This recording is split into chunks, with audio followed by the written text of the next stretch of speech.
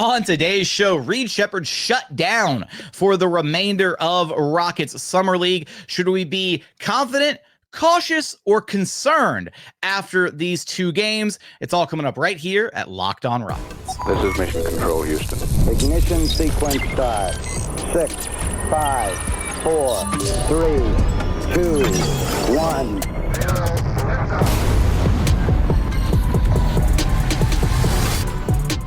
What's up and welcome to another edition of Locked On Rockets, your daily podcast home for everything Houston Rockets basketball. As always, I'm your host, Jackson Gatlin, native Houstonian and credentialed media member. I'm also the host of Locked On NBA Thursdays. Be sure to follow along wherever you listen to your podcasts or on YouTube. Just search Locked On Rockets, where the best way you can help us grow our shows to listen every single day on a podcast platform of your choosing, and then like, comment, subscribe on YouTube. And as always, thanks so much for making Locked On Rockets part of your day every single day, whether it's on your way to work, on your lunch break, in the gym. Thank you so much for being an everydayer.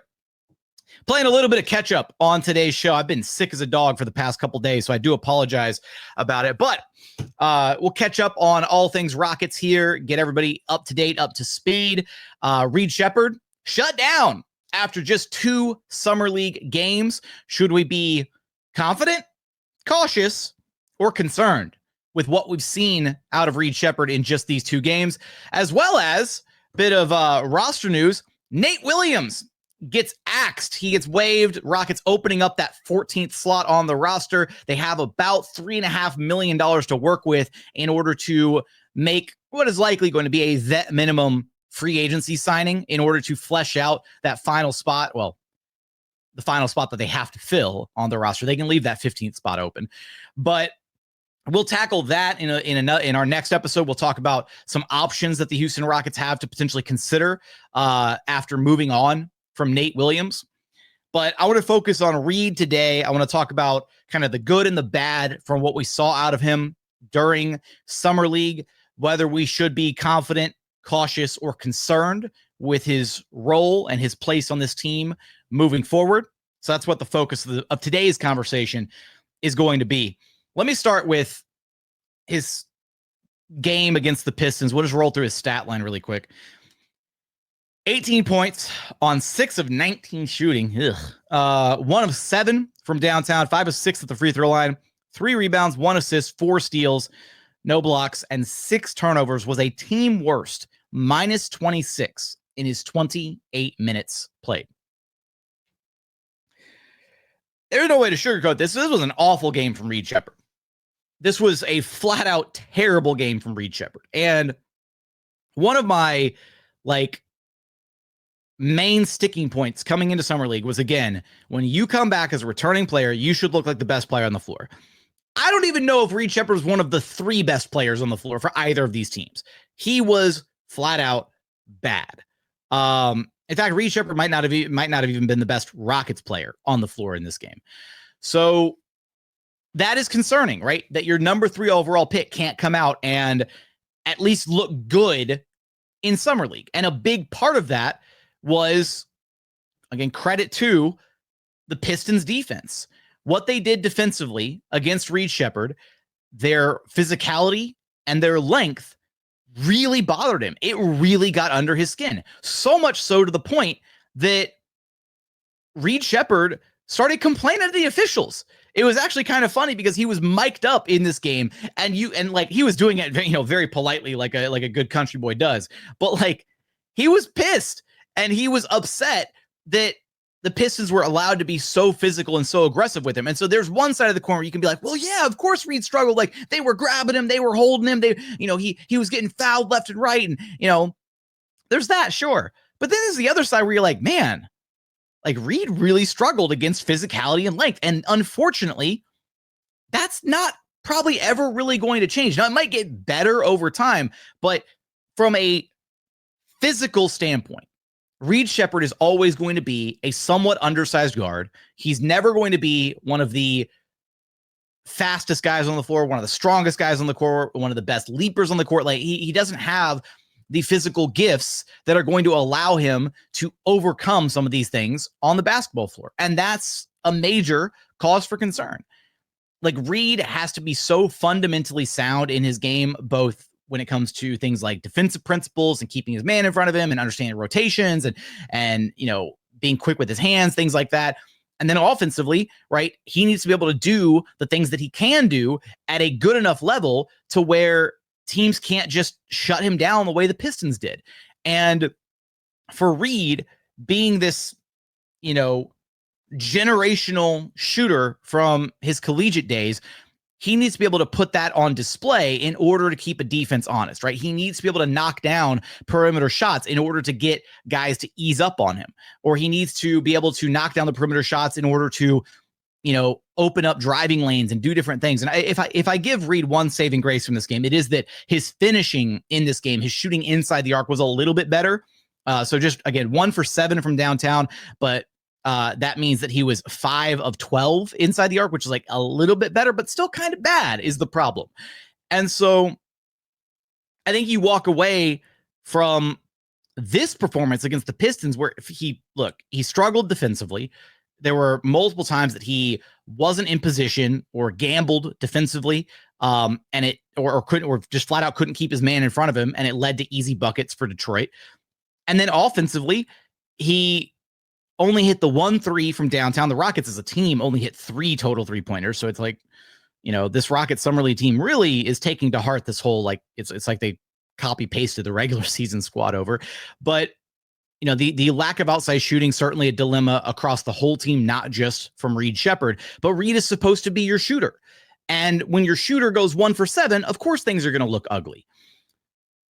And, there's a little bit of, and I talked about this after the first Summer League game, right? There's a little bit at play here of like, oh, well, the Rockets Summer League roster doesn't have, a ton of offensive weapons. And so it's really easy for defenses to just key in on Reed Sheppard. But this was a different level of the Pistons being able to just flat out manhandle Reed Sheppard defensively.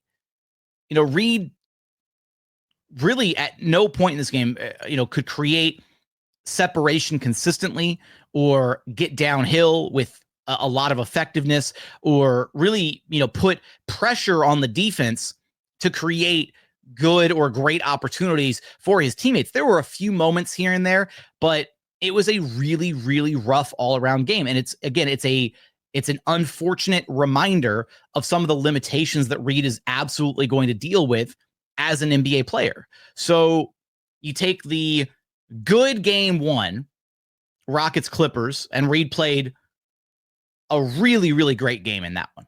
He showcased the scoring, he showcased the playmaking, he showcased the defense. And then you get to game 2 against the Pistons, where he flat out struggled across the board. There might not be even one single redeeming thing to come out of this game, except for maybe the little bit of like the slightly improved finishing around the rim. And that's about it. That's really all I've got from this game in particular. So you got one good game and one really bad game, and then he gets shut down. And that's maybe the most disappointing thing about this, is he doesn't even get a chance to kind of come out and redeem himself for how badly he struggled in this game. And to be honest, quite frankly, he needs the reps. Like, that's the other thing is, I understand, top pick, returning, player, sophomore comes into Summer League, only plays 2 or 3 games. That's usually how things go.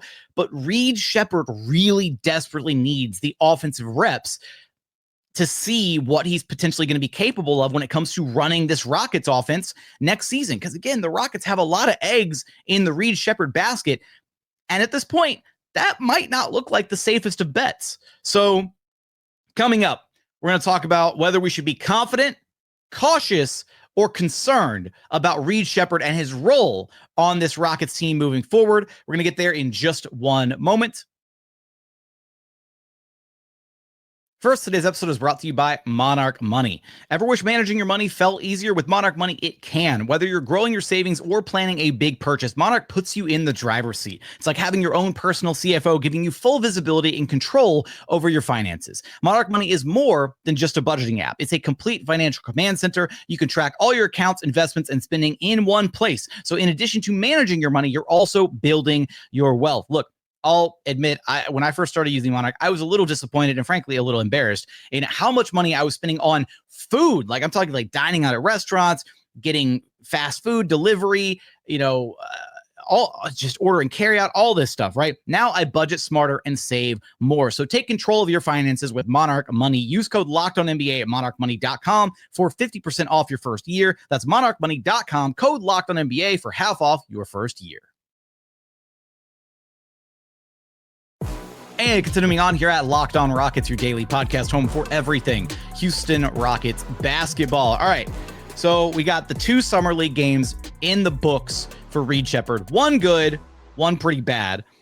Let's try to unpack here where we should be, at least where I'm feeling, and I'm curious your thoughts. I want your feelings. Are you right now thinking about Reed Sheppard, thinking about his role on this Rockets team moving forward? Are you still confident in his ability to flourish in his role next season? Are you cautious, like cautiously optimistic kind of thing? Or are you concerned about the Rockets putting all this pressure on Reed and him maybe not being able to meet the expectations this next season? Give me your thoughts in the YouTube comments. But for me, while the glaring issues of Reed's play and you know, some of the shortcomings of his game were fully apparent in that matchup against the Pistons, I still walk away feeling I don't know. I really don't know if I was ever really truly confident in Reed Sheppard moving forward. It's part of it's just there's so much unknown about Reed Sheppard, right? And this is the dilemma that this Rockets team is faced with, being ready to win at the highest level right now with guys, other young guys, mind you, guys like Alperen, Sengun, and Amin Thompson, and Jabari, and Tari. All 4 of those guys are ready to win at the highest level right now. They are all still growing, and they all still have ways to get better as individuals, but they're all also very capable of being on a title contending team right now. Reed Sheppard, maybe not so much. It's a lot of pressure for a sophomore to come in and have to be, you know, placed in this winning kind of context with a team that has title aspirations. So he isn't afforded these opportunities to play 20 plus, 30 plus minutes a night and really work through those growing pains the way that some of these other young guys were given that opportunity to do so. Even Amin Thompson in his rookie year, right? The Rockets were trying to win games that year, but Amin Thompson was given plenty of rope to make some mistakes, to explore his game a little bit. Hell, even this past season, Amin Thompson was given opportunities to do things that he wasn't otherwise responsible for, or things like increased ball handling responsibilities, things like that. And it kind of worked.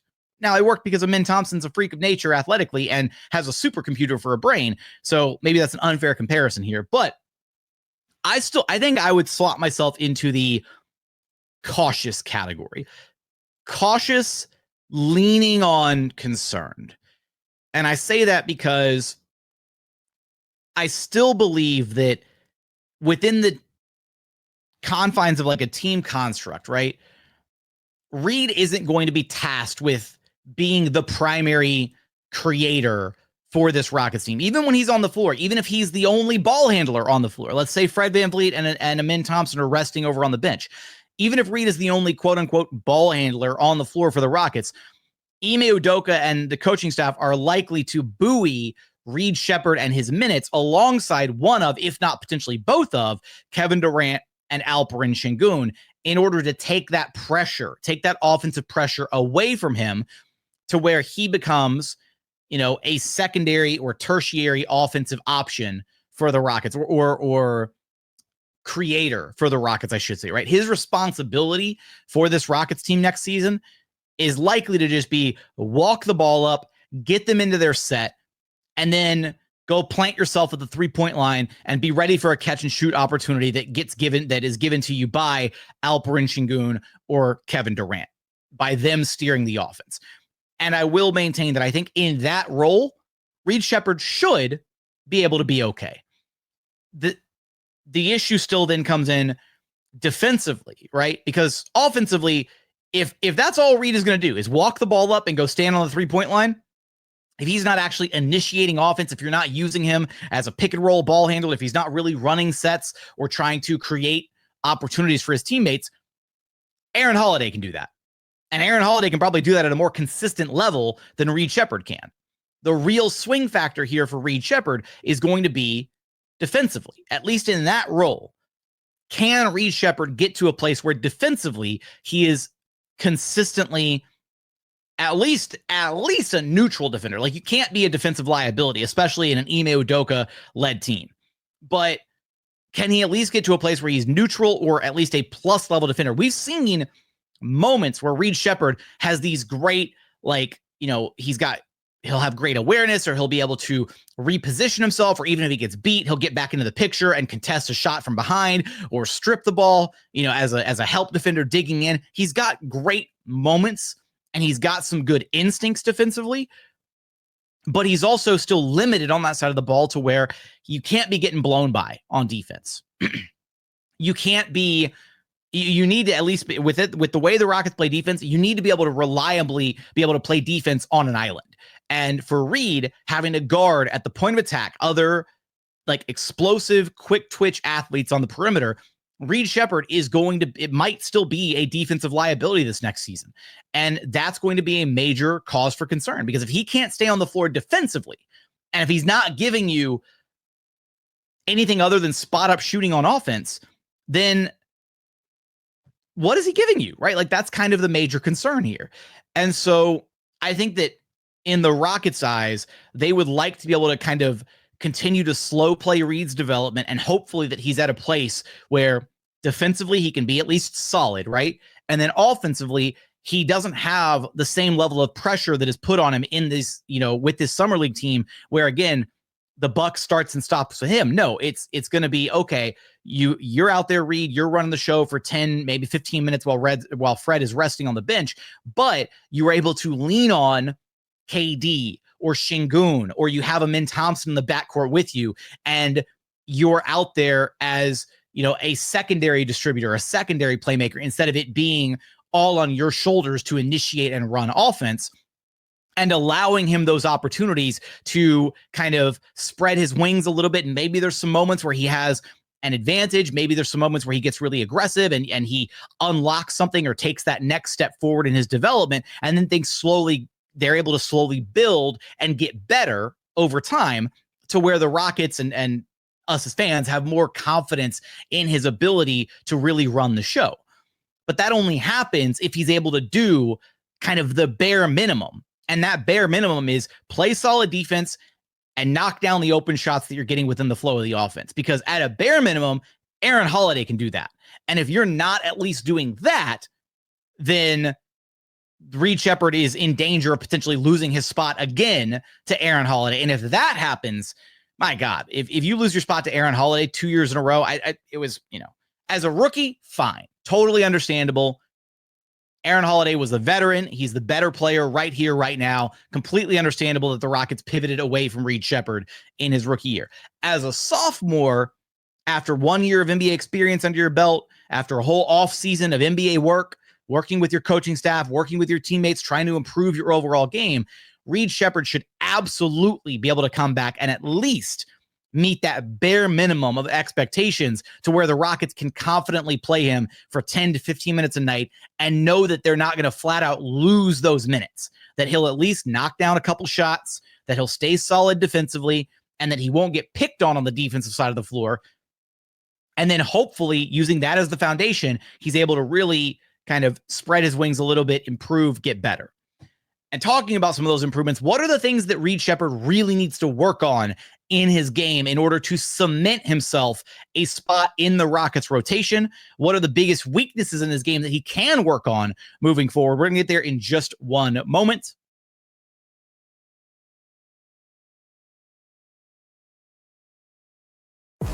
And final segment here at Locked On Rockets, your daily podcast, home for everything Houston Rockets basketball. All right, I want to include one quick disclaimer here. I feel like I'm maybe being a little harsh on Reed at this point, because he's literally he hasn't even started his sophomore season as an NBA player. And he's still incredibly young. There's still a lot of talent there. But my biggest, sticking point is, again, it feels like there's a lot that Reed has to be able to overcome from a physicals perspective again, that if he's not going to be near perfect in certain regards of his game from a fundamental perspective, from a skills perspective, then he's really going to struggle as a player. You could be the most generational shooter of all time, But if you can't ever get your shot off, then it doesn't matter, right? And that works if you're going to be like a 3-and-D specialist, if it's going to be your job to sit in the corner and wait for your defender to leave you for a guy to kick the ball out to you and knock out a shot. That's fine. You could be a 3-point specialist, but you don't draft a 3-point specialist with the 3rd overall pick. You draft a guy that you think can be significantly more than that. And so for me, I think one of the biggest areas of development for Reed Sheppard has to be his handle. Like there were plenty of moments in both games against the Clippers and against the Pistons where you could see that the defensive pressure really got to Reed to where he would pick up his dribble and be stuck with nowhere else to go, or he'd make his move and get denied, and then he'd try to relocate or reload and make another move, and then he'd pick up his dribble, or the defensive pressure would get to be too much and he'd have to walk the ball back out. Part of it is going to be a big part of that is working on his dribble, working on his ball handling, but also working on the different ways that he can make himself, or that he can get himself open, right? Or get himself downhill. And yes, a big part of that, and I made this argument already, and it bears repeating. I'm going to get back to it one more time. A player like Reed Sheppard is largely going to always be dependent on getting a good, solid screen in order to start things off offensively, right? Fred VanVleet is very similar in that regard. Fred is not a guy that you want dancing out on the perimeter as an ISO player, trying to blow by a defender or get to a step back jump shot on the perimeter by himself. That's not Fred's strength. Fred's strength is running an offense, getting a strong screen from Sengun or Adams or whatever, getting the defender on his hip, using his strength, using his body control, keeping the defender behind him, right?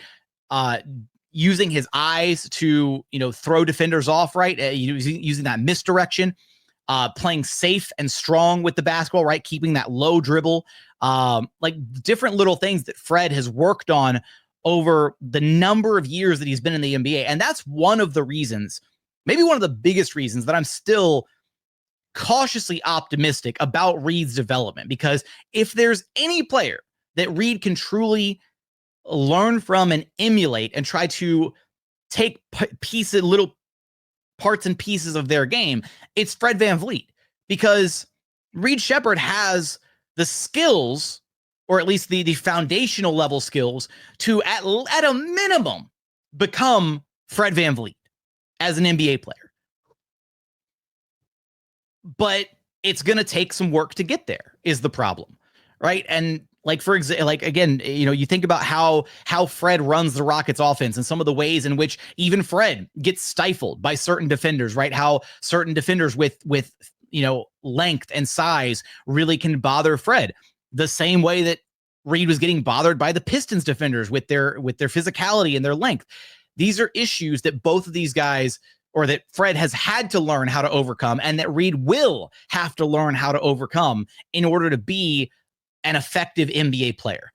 And I do think that I don't want to say it's like an uphill battle, but for Reed, part of it is going to be getting stronger, really working on that dribble, because if he gets to a place where he can reliably out dribble his opponent, if he can out dribble whatever defender is guarding him, be it with, getting really crafty with it, or using misdirection, or just really being effective with the timing of things. Like there were a couple times where Reed would drive and he'd actually do a decent enough job of getting that half step, in front of his defender, or he would, get his defender, turned sideways a little bit, and then he would miss the opportunity to drop a shoulder, or to, hit a snatchback dribble, or a crossover and a change of direction. And it's those things where, as Reed starts to pad and add a few more things to his game, I do think and believe that he can get to a level where he's not just going to be stonewalled offensively by, hey, you drop a 6'5", 6'6", lengthy, quick defender on Reed Sheppard, and he's neutralized, right? That shouldn't happen down the line, but he's still got to get there, right? He's got to develop the counters and the ways to deal with those types of defenders offensively. He's got the shooting ability to do it. That's the thing, is we've seen he's got a flamethrower for a shot. It's been, up and down, or it was significantly up and down through his rookie year. And in fact, it was even up and down here in Summer League, right? 6 of 15, 40% in the first game, 1 of 7. I don't even know what the percentage is off of 1 for 7, but 1 for 7 in his second game. So the shooting will stabilize over time. I don't doubt the shooting at all with Reed Sheppard. What I doubt and where the concern lies is what else can he bring to the table besides the shooting? The court vision and the playmaking ability is also there, right? Yes, he had some moments where he was able to, telegraph some passes and, would turn the ball over that way. But it's the idea of the pass, right? It's knowing to look down the court and spot your man and be able to ignite a fast break that way. It's knowing that the defense is so heavily tilted towards the strong side of the ball that all you have to do is hit a quick little skip pass to the weak side corner and it's a wide open 3-pointer. Knowing those things and even being able to execute them occasionally as a rookie who hasn't even started his sophomore year, those are really encouraging signs from a playmaking perspective. The question then becomes, okay, so if you've got the shooting and if you've got the ideas of the playmaking down and the execution has been there in flashes, then how do you tie it all together consistently? And it very much feels like the limiting factor for Reed is going to be his ball handling.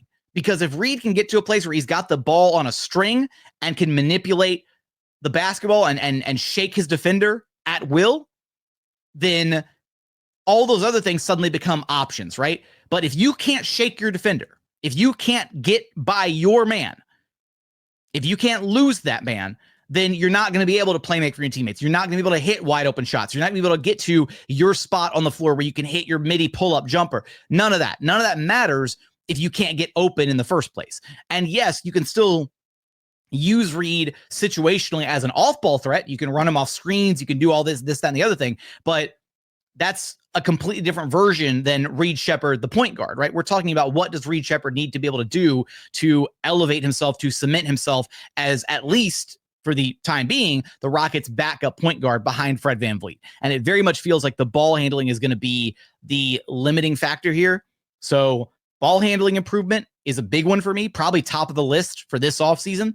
And then defensively, even though he works hard, he tries defensively, right? That's going to be the other thing is where can he be defensively as a player next year? As long as he's at least solid on the defensive side of the ball, he should be okay. He should be in a good spot to at least be in that very ancillary spot up role. And then hopefully that affords him the opportunities to expand and grow his game from that point moving forward. Because contrary to what Rafael Stone said the other day about we are no longer a developmental team, it just means they're trying to win titles right now. It doesn't mean that Reed Sheppard it doesn't mean that the coaches are looking at Reed and going, oh man, tough luck, buddy. We don't know how to teach you anymore because we're not a developmental team. It's not how that works, right? They are absolutely still working tirelessly each and every day on growing Reed Sheppard as a player. And the same can be applied to Sengun and Amen and Jabari and Tari. All 5 of these young guys are absolutely still growing each and every day. Reed Sheppard just has the longest way to go, unfortunately, because he's the youngest of the 5 remaining core members. And that's kind of the issue, is he's tasked with being in a winning context on a title contending team. And he's not going to have a ton of opportunities to make those mistakes because the Rockets want to win at the highest level. That'll be one of the most interesting storylines for me next season is where's the Rockets, I guess, pain tolerance going to be with Reed Sheppard as the backup point guard next year? How many games does Reed Sheppard get if he does struggle right out of the gate? Do they give him 25 games, 40 games? They give him 3/4 of the season up until the trade deadline. At what point, if Reed Sheppard is continuously struggling in that role without showing at least marginal signs of improvement, at what point do the Rockets pull the plug and pivot back to potentially going to Aaron Holiday, right? Hopefully we don't have to consider that at all. Hopefully Reed Sheppard steps out, night 1, game 1, gets to his minutes, off the bench, and he looks awesome, backing up Fred VanVleet off the bench. And we can bury this conversation, bury the concerns, all that. But through 2 summer league games, 1 good, 1 bad, I'm sitting at cautious right now. Cautious, leaning concerned for Reed Sheppard, but there's still plenty of reasons for optimism, plenty of reasons for why things should work out with Reed Sheppard. And it'll be very interesting to see how that development ultimately pans out over time and into next season. But I'm curious your thoughts on Reed Sheppard. What were your takeaways from Reed Sheppard after watching him in these 2 summer league games for the Rockets? Let me know your thoughts in the comments. Are you confident, cautious, or concerned? All that good stuff there. Remember, the best way to help us grow the show is to listen every single day on a podcast platform of choosing, and then like, comment, subscribe on YouTube. But as always, thank you so much for watching. Thank you so much for listening. And we look forward to having you back right here at Locked On Rockets, your daily podcast home for everything Houston Rockets basketball.